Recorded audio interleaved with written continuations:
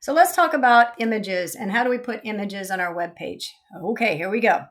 All right, so I did this in one of our last videos, and I'm just going to elaborate on this and make it even better. All right, so we're using the image tag, and the image tag has SRC attributes and alt attributes. So before we start talking about what all that is, let's get an image into our project. So remember, we've been talking about the fact that a project is made up of multiple files. And so that's why we don't want to think about this as a single file. It's a project that has multiple files, such as an index and our JPEG. So just to be super obvious, I'm in my Firefox. I'm going to go to images.google.com, and in images, I don't think I spelled images right. That's right. I'm going to type in, no thanks. Okay. I'm going to type in Stitch because I use Stitch a lot. Stitch is from Hawaii and so am I. So, I feel like we're pals. So once I'm here, I'm going to try and find a image that works for me. That is a Stitch image. So this one looks good. I like that. I'm going to click on it and that's good enough. So I'm going to right click on it and choose Save Image As. And then I'm going to make sure that I save that image in the same folder that I was just working on. So I'm working in this Hello World folder, which is my project folder, and double click. And now I can rename it to, I see that it's okay. So I can rename it, and I'm going to rename it to Stitch. Excellent. And I'm going to save that file. And let's look in our project now. So make this smaller so I have access to that. So it is called stitch.webp. So this is a relatively new image format, WEPI, I think they call it. So right off the bat with my source, I need to make sure my source matches that extension. And currently it does not. So I'm going to change source, SRC, to the appropriate extension. And it's Visual Studio Code's even trying to help me. Is that the one you meant? I'm going to click on it to make sure I spelled it right. All right, notice there is no spaces. Notice it's all lowercase. That is a convention of the internet. So we don't want to have, for example, a image that's called Stitch space 1. You want to avoid spaces like the plague. Just don't do them. We're just going to make sure that we have no spaces, and lowercase is the best practice that'll keep you out of trouble in the long run. All right, so now that I have that, let's go ahead and look at it in our web page. So I'm going to right click and go to open in default browser, and there's my Stitch image. Excellent. So what is SRC? SRC is exactly that. It's what we call a relative path. So let me show you another shortcut. I'm going to hit the control key or the command key in a Mac and the / key, which is the key below the key that also has the question mark on it. And that's going to auto-generate for me a comment block. So I want to let you know that, I can't even remember what I was going to give you a comment on. Oh, relative path. Relative path. Okay, notice that my Stitch does not have C:/ documents or desktop, blah, blah, blah. It simply has the file name.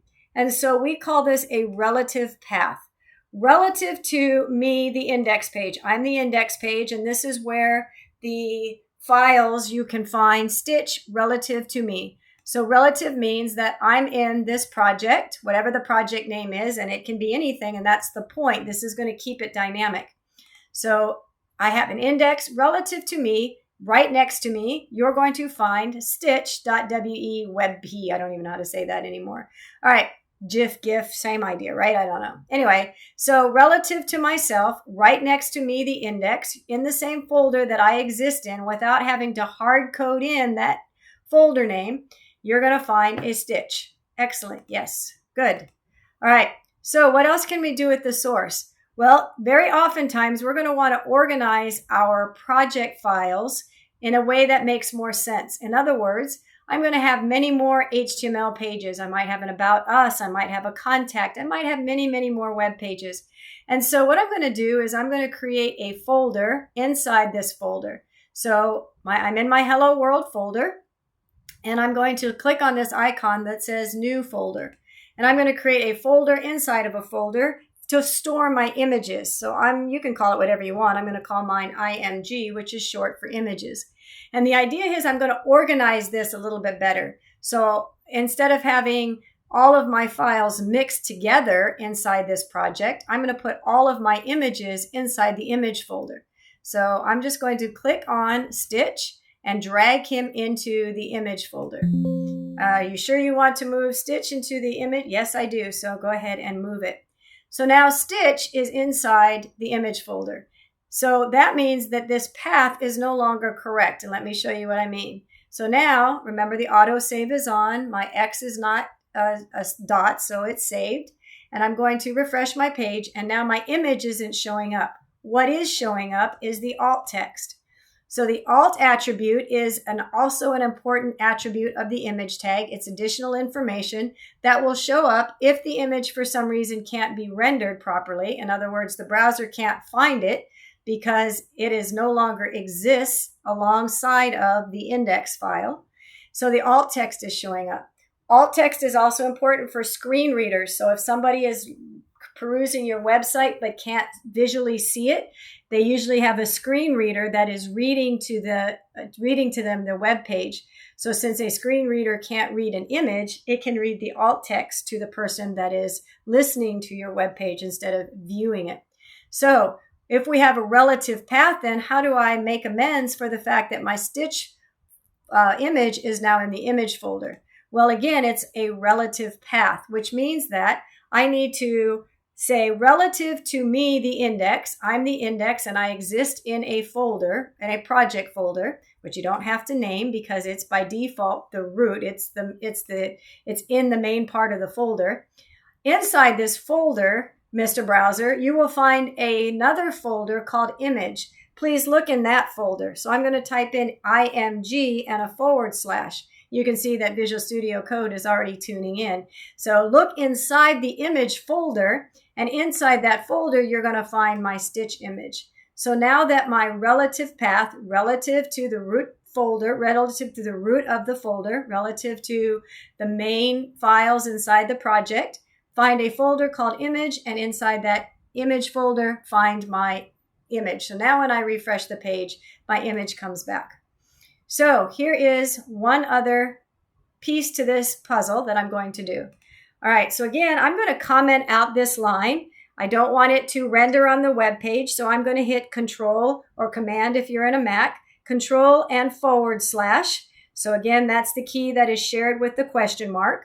Control and /, which is going to comment out this line. And what that does then is I can leave this code here so I can see it as an example with what I'm going to do next, but this isn't going to render on the web page. Remember that a browser will not do anything that's in comments. So if I refresh the page, that image isn't being displayed because I've commented it out. All right, so what I want to show you is an Emmet shortcut for the image tag. So I'm going to type in, without the angle brackets, IMG. You can see Emmet is popping up. So Emmet tab. And what that does is it automatically puts a source and an alt attribute, as you can see. And my cursor is sitting inside the SRC quotation marks. You can see your HTML hint is dropping in.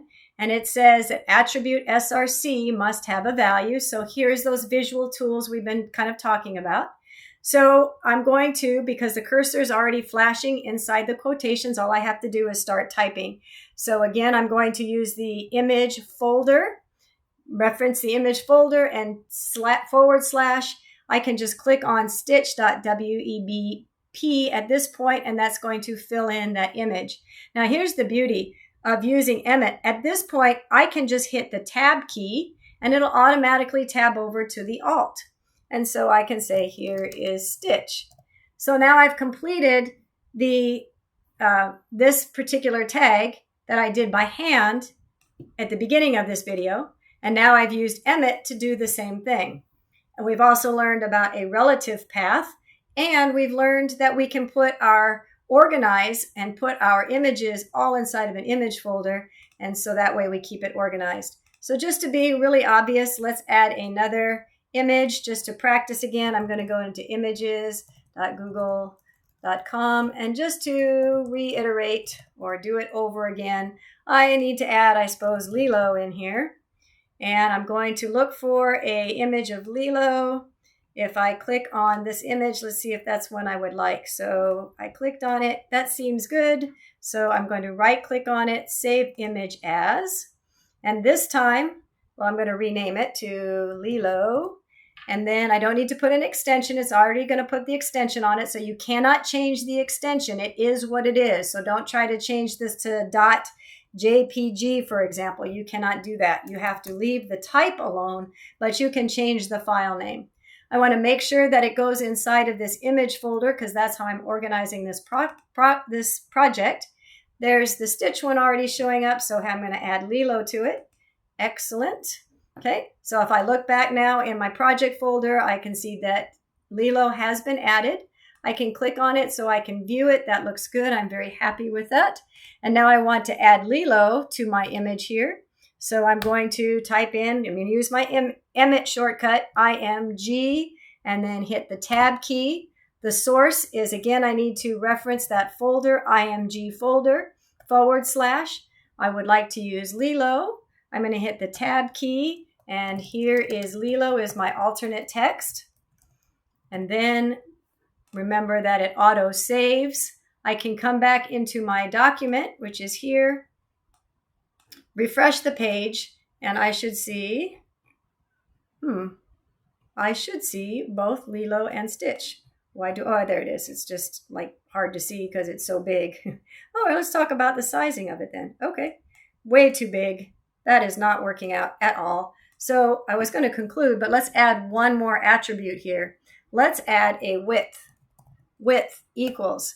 I want to force this image. Let's just see something here. So Lilo is, I'm going to look down here, and it tells me what this width and height is. Well, it's 2,000 pixels wide and 3,500 pixels high. That is way too much. I couldn't even see it. So I didn't even realize that when I started this video. So this is an excellent little add-on. So what I want to do is I'm going to change the width to something that I can see. Let's do 300. Now, notice I'm not putting pixel. You do not want to put pixel. You do not want to put any increment at all, like any measurement type at all. We're just going to leave it 300. The browser is going to automatically assume that it is pixels. And in fact, let's just do this. Let's do pixels and validate. If I validate, it's even going to validate wrong. It says that I cannot add bad value for images, 300 pixels. I cannot, it's a bad value.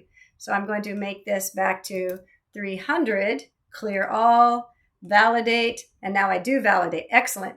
So now that I have width 300, let's refresh our page. And let's see, it should have, okay, so width is probably, but the height is probably too big, right? So that's still enormous. So, oh, I did it on Stitch instead. That's why. It's like, why is that not working? Well, I did it on Stitch. So Stitch is now 300, but Lilo is still way too big. So let's change Lilo. Let's do a width equals, let's do hers 200 pixels just for something different. Excellent. So we'll come back here, refresh our page, and now she's much smaller. So recognize when you add a width that the browser is automatically going to try and keep the ratio. So I didn't put height, but it did the math problem for me and said, well, the ratio is, and it adjusted the height accordingly. So no measurement notation at the end of your numbers. A pixel is already automatically going to be assumed. And if you prefer to have done this as a height instead, let's do that. Height equals, let's change the number around just so we can see a change.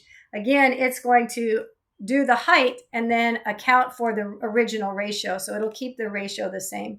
So that is images. And we had an image shortcut that allowed us to write this code out easier.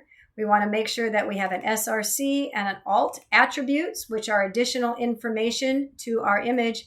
And by the way, notice that this particular attribute does not have a closing image tag. There is no such thing. Some of our attributes do not have, well, not our attributes, some of our elements do not have closing tags. And in fact, this says no start tag. So we're not even, let's try to validate that and see what it says. And it is, what is it telling us? stray end tag img. So yeah, it doesn't like this. So both our HTML hint is telling us something's wrong, not clearly, but nonetheless, it's flagged something's not right there. Now we should be able to validate. All right, so that is putting in images into our web page.